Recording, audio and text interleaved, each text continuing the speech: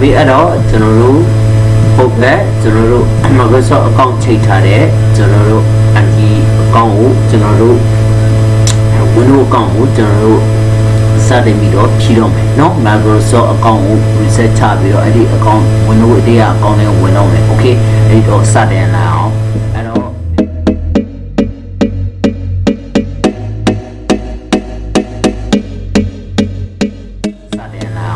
ဘယ်လို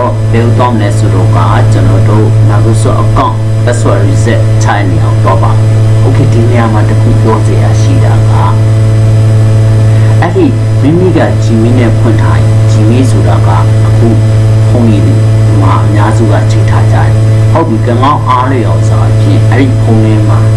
ရှိပြီးသားဆိုရင်တော့ကျွန်တော်ဒီ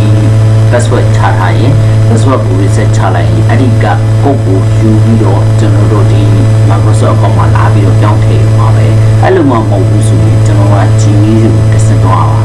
ပါဟုတ်ပြီအဲ့ဒီနေရာမှာ Microsoft ပေါ်မှာ account ပေါ်မှာလူတွေတချို့ကြတော့ကျွန်တော်တို့ကုတ်ကို email နဲ့ပို့တယ်တချို့ကြတော့ SMS နဲ့ပို့တယ်တချို့ကြတော့ voicemail နဲ့ပို့တယ်အဲ့တော့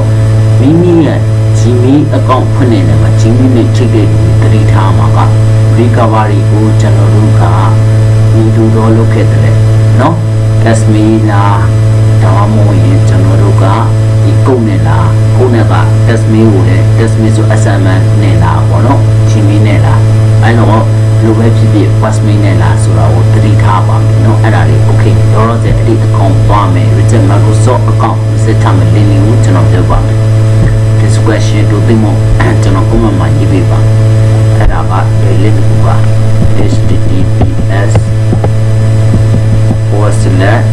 ကျွန်တော်တို့ @account.nivlive.com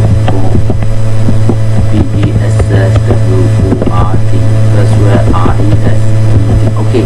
ကိုယ့်ရဲ့ဝါမယ်တော့တက်ပြီးတော့သူပေါ်လာပါရဲ့เนาะကျွန်တော် repeat ဟိုဆိုပြီးတော့တက်ပြီးတော့ပေါ်လာပါရဲ့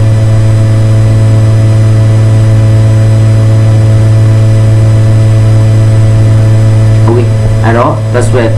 reset China ကိုရောက်ပါပြီ password reset China ကိုရောက်ပါပြီဆိုတဲ့နေရာမှာကျွန်တော်တို့ Gmail နဲ့ချိတ်တဲ့တူတွေကိုကျွန်တော်ခုနကပြောခဲ့တဲ့ main ဖုန်းမှာချိတ်ထားတဲ့အဲဆိုတော့တကယ်ကိုတင်လျော်တယ်ကောင်းမွန်တယ်ပေါ့အလုပ်မရှိတော့ဘူးနည်းနည်းဆိုရင်အဲ့လိုမှမဟုတ်ဘူး Gmail ကိုလည်းဝင်မကင်းမိဘူးဆိုရင်ဒီမှာ browser မှာအဲ့ဒီ Gmail ကိုဖွင့်ပြီးအဲ့ဒီကကိုယူပြီးတိတိပြန်ထည့်ဒါမျိုးရှိပါတယ်เนาะ okay ကျွန်တော်က emoji 𝐷𝒂𝒔𝒔𝒐𝒕 အနေနဲ့ Gmail အနေနဲ့ဖွင့်ထားပေးပါတယ်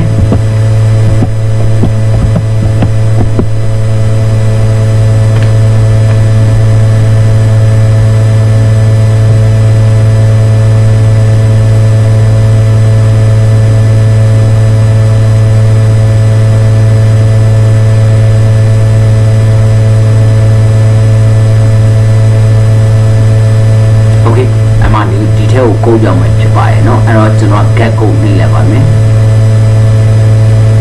okay ဒီကောင်ကိုကျွန်တော်ကဒီ browser မှာမဝင်ရသေးဘူးပေါ့နော်ကျွန်တော်ဖုန်းဒီပိုင်းတော့မဝင်ရသေးဘူးထားပါထားတော့ကျွန်တော်ဒီမှာကျွန်တော် browser နဲ့ဖွင့်လိုက်မယ်အဲ့ဒီတော့ Gmail သွားလိုက်မယ်ဗျာเนาะ